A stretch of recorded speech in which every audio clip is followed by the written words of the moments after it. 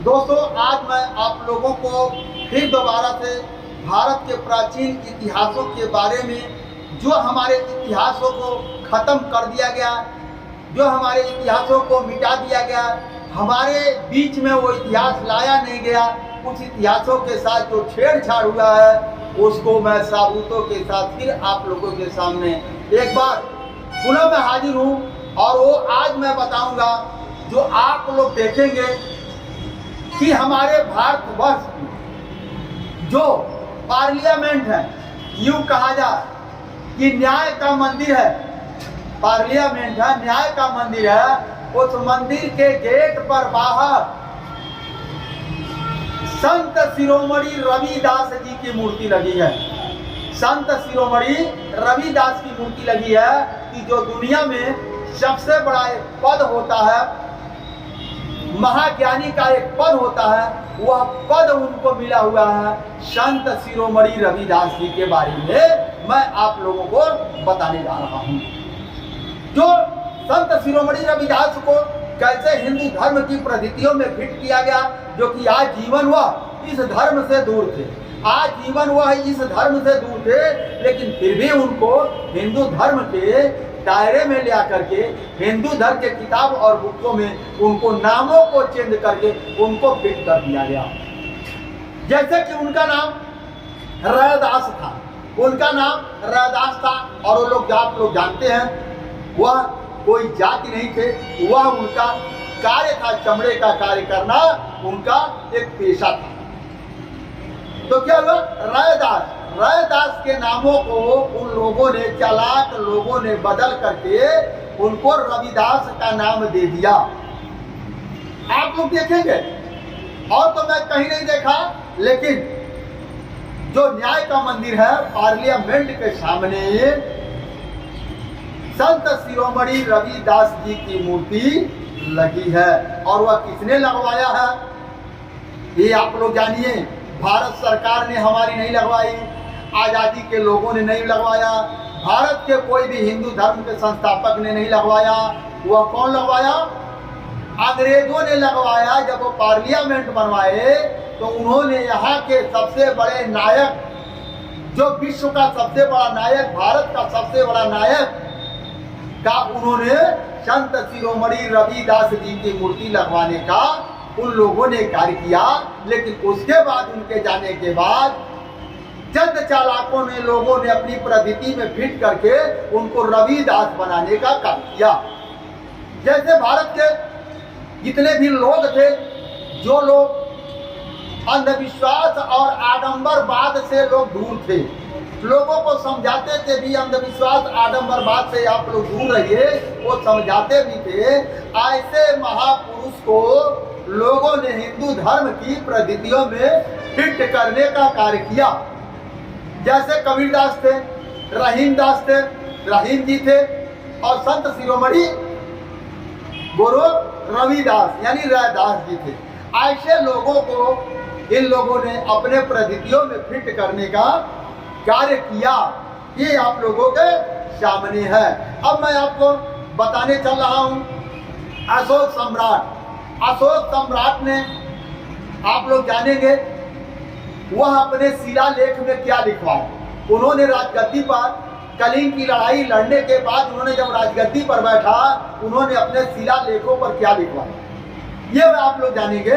दोस्तों, ये आगे जानने से पहले मैं आप लोगों से निवेदन करूंगा, आग्रह करूंगा, विनती करूंगा, आप अपने लिए नहीं, मेरे लिए नहीं, आप समस्त भारतवर्ष की जनता को सही सटीक जानकारी देने के लिए आप लोग इस चैनल को सब्सक्राइब करें। सब्सक्राइब करके बेल आइकन को दबाएं, बेल आइकन को दबा करके इसको ऑल कर दें, ताकि किसी को व्हाट्सएप के माध्यम से, फेसबुक के माध्यम से, मैसेंजर के माध्यम से आपको इंतजार न करना पड़े, और जैसे वीडियो डाला जाए वैसे सर्वप्रथम आपके पास पहुंचे। और जैसे मेरा कर्तव्य बनता है कि हम आपको भारत का खोया हुआ प्राचीन इतिहास मैं आपको बता रहा हूं, इसी तरीके से अब मेरे लिए नहीं, अपने लिए नहीं, लेकिन भारत का संपूर्ण जो है प्राचीन इतिहास को संपूर्ण और बेहतर जानकारी के लिए आप लोग, आपका कर्तव्य बनता है कि आप और मैं मिलकर के समस्त भारतवर्ष की जनता को सच्चा इतिहास को हम बताने का कार्य करें। आइए दोस्तों, तो मैं बताता हूँ, अशोक सम्राट कलिंग की लड़ाई के बाद उन्होंने बौद्ध खून खराबे को देखकर उन्होंने बौद्ध धर्म को अपनाया, और बौद्ध धर्म को अपनाया, उन्होंने गद्दी पर बैठा। लेकिन वो क्या लिखवाते हैं? एक शिलालेख लिखवाते हैं। वह एक शिलालेख लिखवाते हैं कलिंग की लड़ाई के 26 साल के बाद। वह एक शिलालेख लिखवाते हैं। क्या लिखवाते हैं? मैं प्रियदर्शी देवनापी, क्योंकि अशोक सम्राट का नाम ही देवनापी था, और उनको चंद चालाक लोगों, मैंने कई बार कहा, नामों को बदल करके उनको अशोक सम्राट बना दिया गया। वो लिखते अपने शिलालेख में, उन्होंने लगवाया है, श्रीलंका में लगा हुआ है। मैं अभी आपको बताऊंगा श्रीलंका में कहाँ लगा हुआ, किस जगह पे लगा हुआ। उन्होंने जो लिखवाया, गद्दी पर बैठा 26 साल के बाद उन्होंने लिखवाया अपने शिलालेख पर, मैं प्रियदर्शी देवनापी सिंहासन पर बैठने के 26 साल बाद, सिंहासन पर बैठने के 26 साल बाद मैं बौद्ध धर्म को अपनाता हूँ, मैं बौद्ध धर्म को अपनाता हूँ। उसके बाद इसके विषय में उन्होंने ऐसा लिखवाया, इस जिंदगी में तथा आगे भी, इस जिंदगी में तथा आगे भी खुशी तभी मिलेगी जब आप बौद्ध धर्म को अपनाओगे। यानी बुद्ध कोई धर्म नहीं है, बौद्ध एक धर्म है, यानी मानवता का पाठ। जब तक आप मानवता के दायरे में नहीं जाओगे तब तक आपको खुशी नहीं मिलेगी।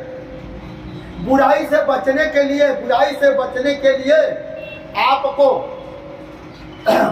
बुराई से बचने के लिए आपको स्वयं को निरीक्षण करना पड़ेगा कि मैं क्या गलत कर रहा हूं और मैं क्या सही कर रहा हूं। बुराई से बचने के लिए आपको स्वयं को निरीक्षण करना पड़ेगा, और सच्चाई का आपको पालन भी करना पड़ेगा। उन्होंने अपने शिलालेख पर लिखवाया, इससे बेहतर कोई चीज दुनिया में नहीं है। बुराई से बचाया जाए और अच्छाई का पालन किया जाए, ये उन्होंने अपने शिलालेख पर अशोक सम्राट, जिनको कहा जाता है प्रियदर्शी देवनापी, ने लिखवाया। अब इसको बदल करके चंद चालाक लोग उसके बदल करके उनके न रहने पर उन्होंने क्या लिखवाया, इस शिलालेख में सम्राट का नाम अनुवादित करके अशोक सम्राट लिखवा दिया जाता है। और वहां पर क्या लिखवाया गया, मैं देवताओं के प्रिय, क्या लिखवाया गया, मैं देवताओं का प्रिय प्रियदर्शी सिंहासन पर बैठने के 26 साल बाद धम्म के विषय में ऐसा लिखवा रहा हूँ। देखिए क्या उन्होंने देवताओं के, मैं ऐसा लिखवा रहा हूँ इस जन्म में तथा अगले जन्म में। क्या लिखवा रहा है, इस जन्म में तथा अगले जन्म में। उन्होंने अगला पिछला जन्म उसमें डाल दिया है, जो कि उन्होंने कुछ ऐसा नहीं लिखा अपने शिलालेख पर। जहां भी मिलेगा पाली भाषा में शिलालेख पर उन्होंने साफ साफ लिखा हुआ है, जब धर्म के प्रति गहरा लगाव हो, स्वयं को गहन परीक्षण हो और बड़े का कहना माना जाए, बुराई से बचा जाए और अच्छाई को पालन किया जाए। ये क्या हुआ, वही इन लोगों ने लेखों के द्वारा उन्होंने देवताओं के प्रिय बना दिया गया। अब इन दोनों में अंतर देखिए, आपको लगा होगा इन दोनों में अंतर। वहां लिख रहे हैं वह बौद्ध धर्म के बारे में लिख रहे हैं, देवताओं को नहीं लिख रहे हैं। लेकिन चंद चालाक लोग क्या लिख रहे हैं, मैं देवताओं के प्रिय, जो कि आजीवन उन्होंने नहीं माना, और उनको क्या बता दिया या कि मैं देवताओं के प्रिय हूँ। अगर आज अब हम ये तर्क करने जाएंगे कि नहीं अशोक सम्राट भगवान को नहीं मानते हैं, तो वो लोग कहेंगे ये देखिए शिलालेख पर उन्होंने लिखा है मैं देवताओं का प्रिय हूँ। ऐसा उन लोगों ने बदलने का कार्य किया। आपके जवाब देने के लिए ये तुरंत करेंगे, लेकिन आप लोग जब ये जानेंगे अशोक सम्राट का नाम प्रियदर्शी देवनापी था, तब आपको समझ में आएगा। बौद्ध धर्म के अपने कोई देवता नहीं है, बौद्ध धर्म के अपने कोई देवता नहीं है। इसलिए पाठक के मन में, पढ़ने वाले के मन में यही धारणा बना रहती है सम्राट अशोक उन्हीं देवताओं को मानते हैं जिनको बाकी हिंदू मानते हैं। लोगों का क्या हो गया, यही चीज लोगों को दिमाग में आ गया मैं उनको मानता हूँ जिनको अशोक सम्राट मानते थे, जो कि शिलालेख में बदल करके हिंदू देवी देवताओं को फिट कर दिया गया है। अगले कदम द्वितीय विद्वान लोग करते थे। सम्राट का कहना है कि इस जन्म में दूसरे लोग और एक लेखक आ गए, तीसरा, एक तो अशोक सम्राट थे, दूसरे और थे, तीसरा लेखक और आ गए। उन्होंने सीधे लिखा, मेरी बात भी सीधे देवताओं से होती है।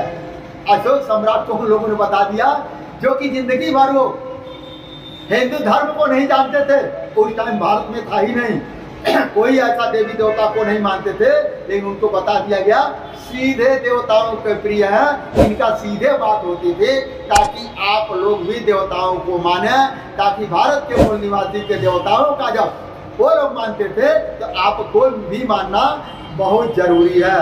इस तरीके से उन लोगों ने हल्का हल्का परिवर्तन करके प्रचारक को भी एक ऐसा धर्म के रूप में उन्होंने डाल दिया कि आत्मा परमात्मा स्वर्ग नर्क के रूप में वो है।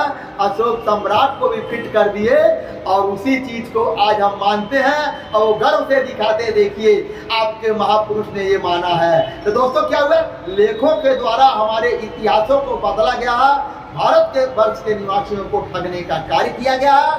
तो मैं आप लोगों से अनुरोध करता, निवेदन करता हूँ, आप लोगों को इंडिका बुक को लेकर के पढ़ना चाहिए, रामग्राम को लेकर पढ़ना चाहिए, इस सिंह का भारत यात्रा आपको देखा हाल पढ़ना चाहिए, अलब्रूनी का पढ़ना चाहिए, हेमतांग का पढ़ना चाहिए। ये सब किताबें लेकर आप पढ़ेंगे तो एक साक्ष्यों के ऊपर आधारित है। दोस्तों फिर मैं आप लोगों को निवेदन करता हूं, अगर अभी तक मेरे चैनल को आप सब्सक्राइब नहीं किए हैं, इस चैनल को सब्सक्राइब करके बेल आइकन को दबा करके ऑल कर दीजिए। धन्यवाद, नमस्कार, जय हिंद, जय भारत, जय पृथ्वी।